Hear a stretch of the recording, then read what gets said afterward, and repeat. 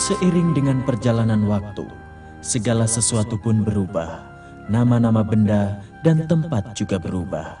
Demikian halnya yang terjadi dengan negeri Al-Ahqaf, yaitu negeri yang terletak antara Yaman dan Hadramaut. Negeri yang dikelilingi dengan pegunungan yang terjal dan jurang-jurangnya yang curam, yang terbentang luas di sekitarnya padang pasir yang tak berujung. Sepeninggal Nabi Nuh alaihissalam, datanglah bangsa Ad dan menempati negeri itu. Mereka berbadan besar, gagah, dan memiliki bala tentara yang tak terkalahkan.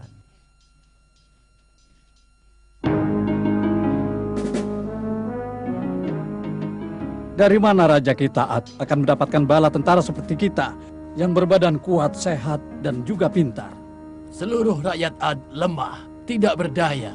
Ya, tidak seperti kita, kuat lagi perkasa. Bukankah kita sudah sering berlatih perang di padang yang tandus sejak kecil? Benar, dan darah kita sekarang adalah kekuatan dan lambang kemenangan. Raja Ad pasti akan memberi kita berbagai macam hadiah dan kesenangan. Bangsa Ad memang memiliki badan yang besar, tapi mereka gemar berbuat zalim dan suka bermusuhan.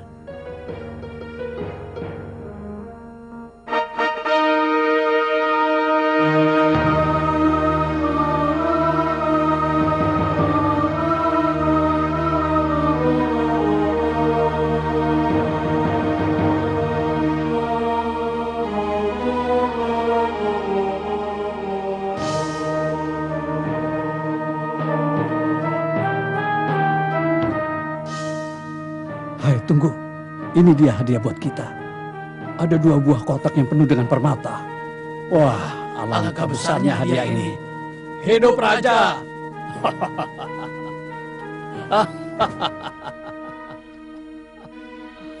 Kemenangan akan selalu ada di tangan kita. Bukankah kita bangsa yang paling kuat di muka bumi? Semoga kejayaan selalu bersamamu, wahai Raja Ad yang Maha Agung. Kekallah kerajaanmu, wahai raja yang mulia. Mari kita berterima kasih kepada Tuhan Yang Maha Esa.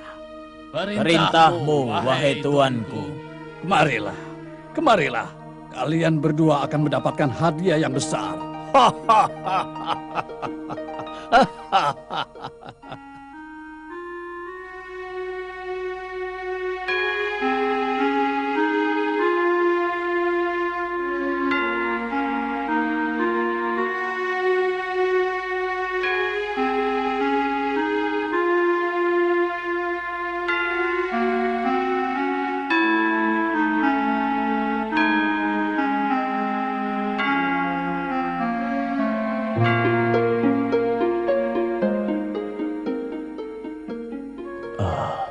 Malam ini mereka akan berpesta pora menyambut kemenangan.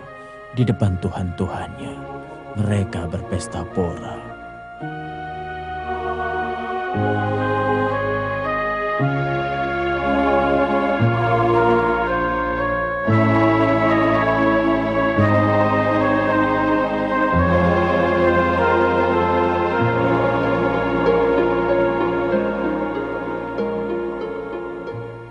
Hai kedua anakku, kalian akan mewarisi kerajaan ini kelak dengan kekuatan dan keperkasaan.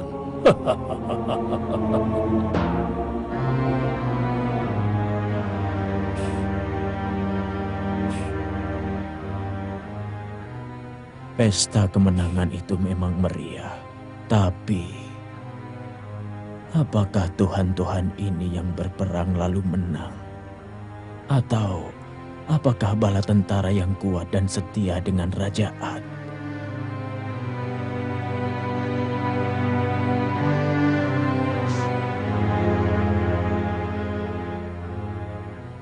Sungguh sesuatu yang membingungkan.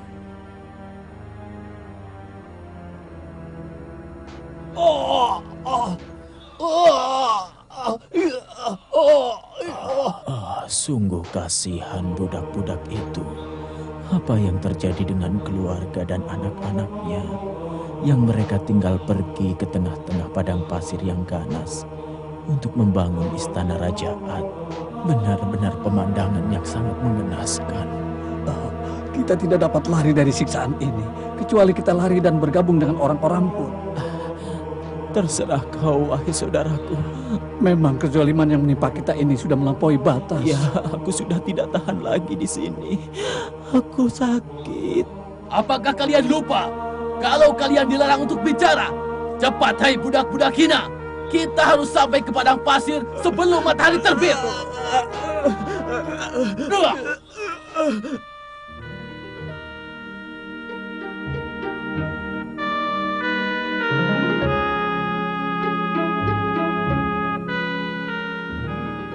Apakah kalian melihat Hud?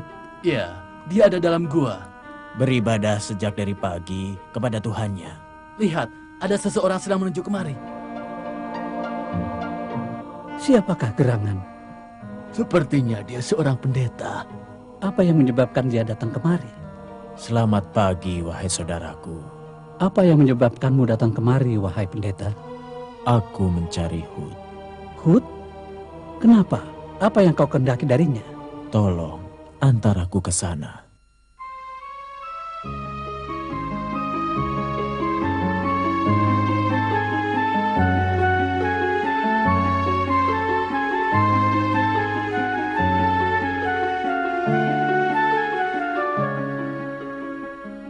Sesungguhnya telah melampaui batas, ya Hud. Dan aku mulai berpikir tentang apa yang kau perbuat. Aku juga mulai ragu dengan tahun-tahun ini.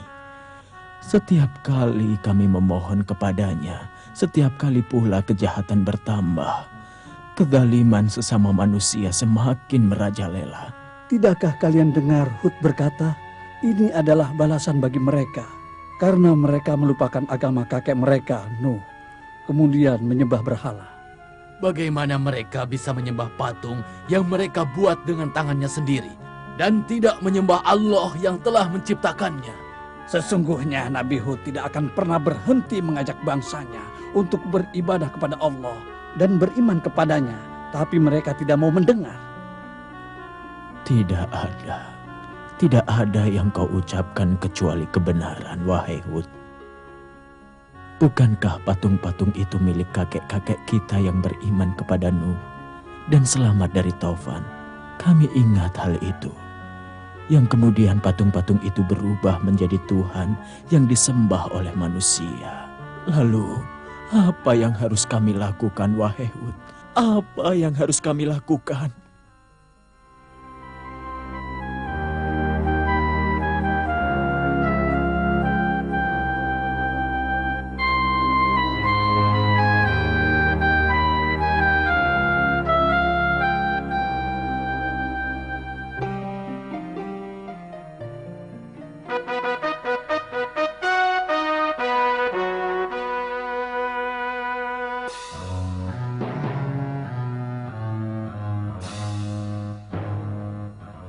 Wahai kedua anakku, pergilah ke raja-raja yang ada di muka bumi ini dan katakan bahwa kerajaanku adalah kerajaan yang paling besar. Baik, Ayahanda.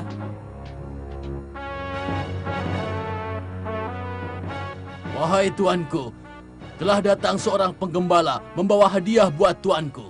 Hah? Seorang pengembala dengan membawa hadiah untukku? Suruh dia masuk. Kira-kira siapa dia? Dia adalah Hud. Apa yang menyebabkan dia datang kemari? Dan lihat batu apa yang dipegang di tangannya itu. Orang ini mempersembahkan batu ini untuk Baginda. Dan dia mengatakan bahwa banyak dari bangsa Ad yang hatinya sekeras batu ini.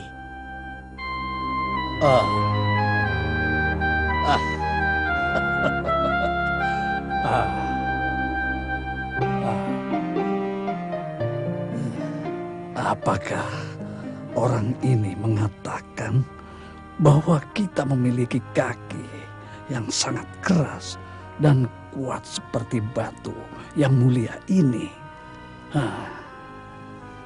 Luar biasa. Apa yang menimpa raja kita?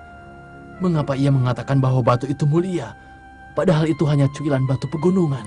Apa raja tidak memahami apa yang dimaksud oleh Hud dengan ucapannya itu? Ia mengatakan bahwa hati kita lebih keras daripada batu. Ini suatu penghinaan. Mungkin juga kalau raja belum mengenal Hud.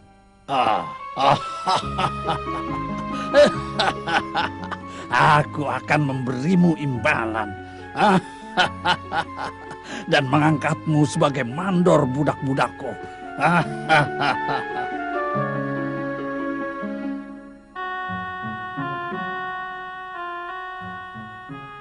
Kami sangat bersyukur kepada Tuhan karena telah mengutus kepada kami Nabi Hud.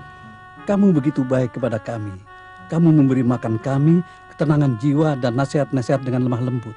Kamu mengajak kami untuk menyembah Allah yang Maha Esa dan berpegang teguh dengan wasiat-wasiat kakek kami Nabi Nuh. Kami tidak menemukan di bangsa kami orang yang lebih adil dan lebih baik darimu. Budak-budak itu banyak mencintaimu, dan kamu mengajak mereka untuk beribadah kepada Allah dan meninggalkan Tuhan-Tuhan kami. Sekali-kali raja kami tidak akan memberikan ampunan dalam hal ini. Tunggu saja kalian.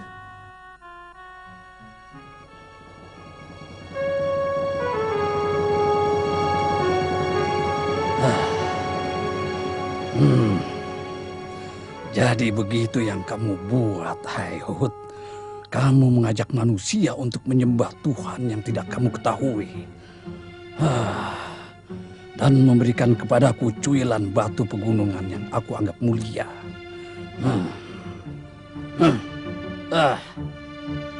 Bawa Hud kemari.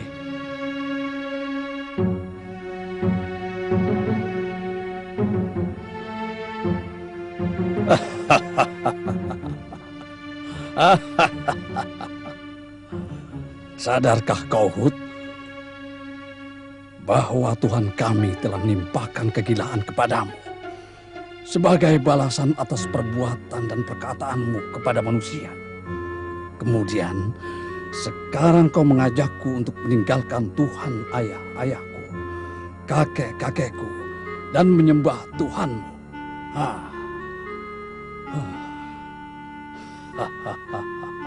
Dan kau katakan bahwa ajalku di tangannya.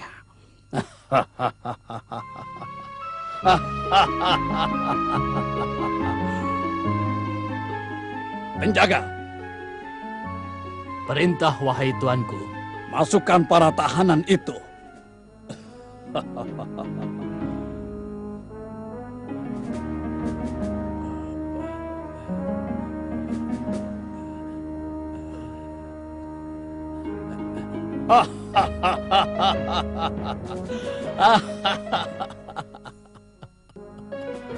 Lihatlah para tawanan itu, ya Hud. Sesungguhnya ajal mereka di tangan kami. Kami akan membunuh mereka semua. Lalu suruhlah Tuhanmu untuk melarang kami dari membunuhnya. Ayo, bunuh mereka semua. Tunjukkan kekuatan dan perkasaan kalian kepada Hud. Baik yang mulia. Baik yang mulia. Jangan bersedih, wahai Hud. Engkau telah menyampaikan risalah Tuhanmu dengan amanat, dan engkau telah menasihati mereka. Belum merasa cukupkah? Mereka menyiksamu hingga kau mengucurkan darah. Bagaimana mereka bisa tega berbuat seperti itu? Tidakkah kamu mendengar bahwa Hud berkata, sesungguhnya Allah akan menimpakan bencana terhadap mereka dengan siksa yang dekat. Setelah Nabi Hud yakin bahwa bangsanya tidak mau meninggalkan berhala dan beriman kepada Allah, Nabi Hud berdoa agar Allah menimpakan bencana kepada mereka dengan paceklik dan kemarau. Allah mengabulkan doa Hud. Hujan pun tak kunjung turun hingga sungai-sungai menjadi kering. Tanaman-tanaman pun menjadi layu. Binatang-binatang ternak pun mati, sehingga mereka dalam keadaan yang menyedihkan selama bertahun-tahun.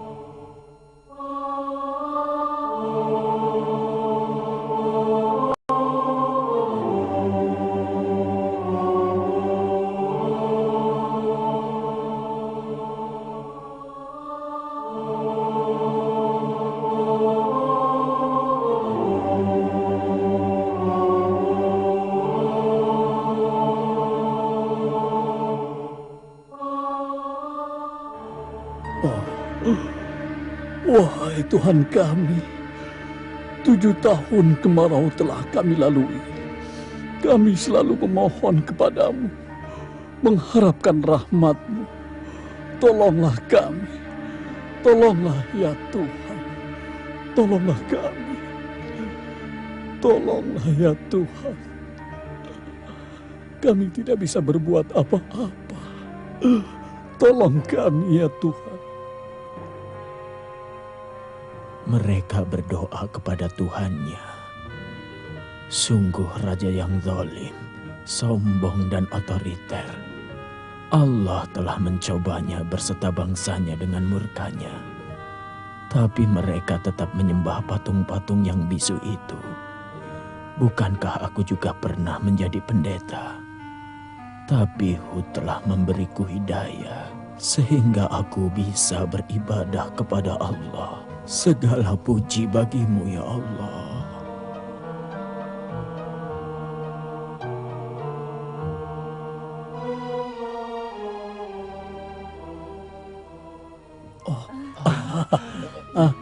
Hujan akan turun. Hujan akan turun. Iya, sepertinya sudah mendung. Tuhan telah mengabulkan doa kita. Awan sudah kelihatan bertanda akan turun hujan deras. Iya. Dalam waktu dekat, Allah akan mendatangkan siksa pada kalian. Demikian Nabi Hud berkata.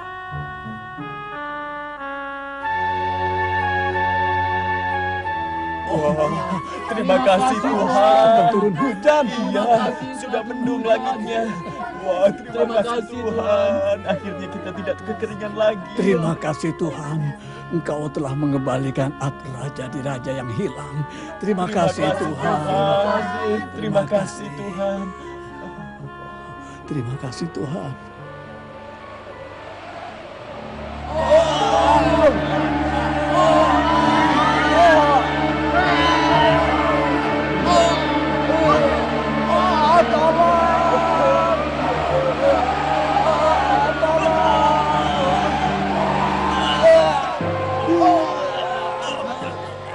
Angin azab pun datang. Ia menghancurkan segala sesuatu yang ditabraknya. Segalanya berantakan. Selama 7 malam 8 hari, Tofan terus menghantam tiada hentinya.